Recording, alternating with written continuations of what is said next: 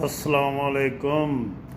उन्हें क्या ज़िंदगी इश्क में यूं गुजरी है अपनी दानिश, जिस तरह परदेस में त्यौहार गुजर जाता है।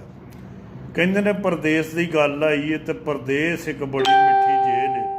बंदा आ तो जाता इत्थे बड़ी खुशी के नाल, माँ बाप भैन भरा रिश्तेदार अजीज़ छड्ड के आ जाता है, तो पैसे दे विच आके खुब जाता है। पैसा भी बड़ा है, लेकिन जिहड़ा सकून अपने इलाके च अपने देश दे विच वो किते नहीं लभदा।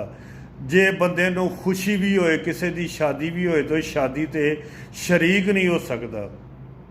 जे अल्लाह ताला उन्होंने कोई धी पुत्र दे दे तो उन्हों की खुशी च नहीं शामिल हो सकता। वो वीडियो वेख सकता है, गल्लां बातां बच्चों दियां सुन सकता है, वेख सकता है।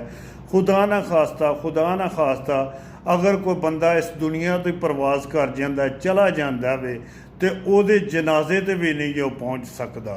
तो मेरी ये अपील है सारे बंदियां दे दोस्तों दे अगे, अगर परदेसी घर आए तो वो बड़ी मुहब्बत बड़े प्यार नाल उन्होंने मिलो, तो अच्छे तरीके नाल उन्होंने रुखसत भी करया करो। क्योंकि परदेसी जदों इत्थों जाता है अपने देश दे विच, ते 4-5 दिन जिहड़ा भी वो शापिंग करता है, मैं फलाने दा समान है, फलाने दा समान है, फलाने दा। जदों अपने एयरपोर्ट ते जांदा ते बच्चिਆਂ ਨੂੰ ਵੇਖ के अजीज़ां ਨੂੰ मिल के ते जप्फे पा के ते अथरू कढ के रोंदा है, कहंदा मैनूं इहो जिहियां चीज़ां नहीं उत्थे लभीआं, इहो जिहा प्यार, इहो जिहे अजीज़ नहीं लभे, इहो जी मुहब्बत नहीं लभे। तो बाकी ये कि मुहब्बत करो परदेसी दे नाल।